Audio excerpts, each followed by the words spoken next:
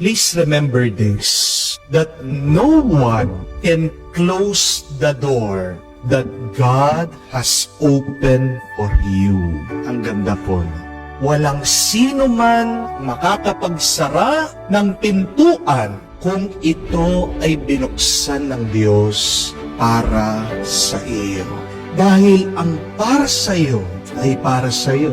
At kahit na anong gawin ng ibang tao para hindi ka makapasok dyan, kahit na magplano sila, kahit na siraan kanila, kahit na pigilan kanila, kung pinlano ng Diyos na ang pintong yan ay para sa iyo, walang magagawa ang ibang tao. Kahit na maging hadlang ang ibang tao sa iyo, kahit na gumawa sila ng masama, huwag kang mag-alala dahil mas makapangyarihan ang Diyos kesa sa sino mang tao. Amen? Yan ang kwento ng unang pagbasa. Napakaganda. Balikan niyo, unawain niyo. Ano ang narinig natin? Dinampot ang mga apostol ng Panginoon.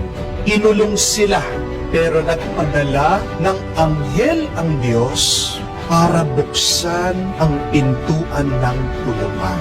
Nung kinaumagahan, nabigla ang mga nakakatanda ng bayan, ang mga pare, ang konseho ng Sanhedrin. Aba, pinakulong natin ang mga taong ito. Bakit? Nakalabas na naman, malaya na naman sila. Kasi hindi plano ng Diyos na ang mga apostol ay makulong. Ang plano ng Diyos ay sila ay malaya para ipahayag ang mabuting balita tungkol kay Jesus. Believe that, my dear friends, that someday God will also open your closed door for you. God will bring you to the place where you should be. Where you are now, you are supposed to be there. Amen? Unawain niyo po yun. Kahit na nasaan ka man, plano ng Diyos yan na dyan ka muna. May ginagawa ang Diyos. Harapin ka din, ahantong ka din dun sa lugar ng tagumpay, dun sa lugar na payapa, doon sa lugar na kung saan ikaw ay masaya at magpapabuti sa iba. Kung wala ka pa doon, maniwala ka, hindi pa panahon para mapunta ka doon sa kalagayan na yun. Pero pag panahon na, walang makakapigil sa iyo. Pag panahon na ng iyong tagumpay, ng iyong kalayaan, ang Diyos mismo siyang gagawa ng paraan para sa iyo. The good news is, God will make a way. Amen? Repeat that every day. Let that be your prayer, your belief. God will make a way for me. God will make a way for my family. Hindi kami hahayaan ng Diyos na mabulok na lang, na makulong na lang, na mapabayaan na lang. May ginagawa ang Diyos. At pag nakarating ka na doon sa lugar ng tagumpay, kahit man merong magplano ng masama, hindi ka niya mapapabagsak at mapapababa dahil ang naglagay sa iyo dyan ay ang Diyos. Dahil kung galing sa Diyos, magtatagal. Amen? Pero kung galing lang sa masama, hindi yan nahayaan ng Diyos na manatili. Kaya nga huwag tayong mag-alala.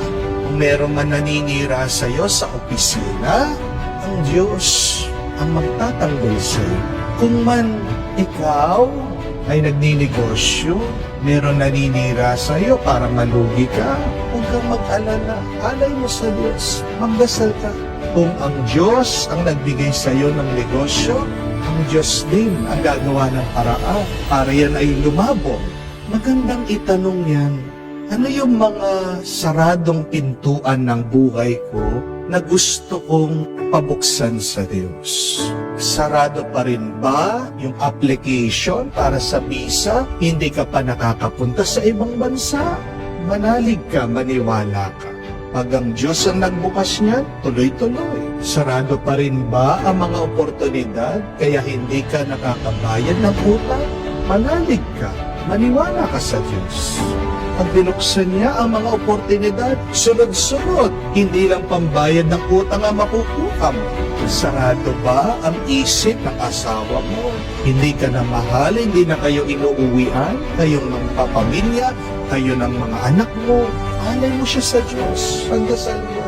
Pag naliwanagan yan, mananatili, magbabago yan. Hindi mo na makikilala yung iyong asawa. Sarado ba hanggang ngayon yung hinahanap mong papagaling, magandang kalusugan, magdasal ka, manalangin ka sa Diyos. Ang nakakapagtaka at nakakapagbilib, ito po, kahit na kinulong ang mga apostoles, hindi sila tumigil, nagdasal at nagpuri sa Diyos. At yun naman talaga ang naging dahilan. Bakit hindi sila pinabayaan ng Diyos? Pinatunayan nila ang kanilang pananalig sa Kanya na kahit nasa gitna ng dilim, gitna ng problema, ng pagkakulong, hindi nanghina ang kanilang pananampalataya sa Kanya. Do you want God to open doors for you? Then keep on believing, keep on praying, keep on loving the Lord.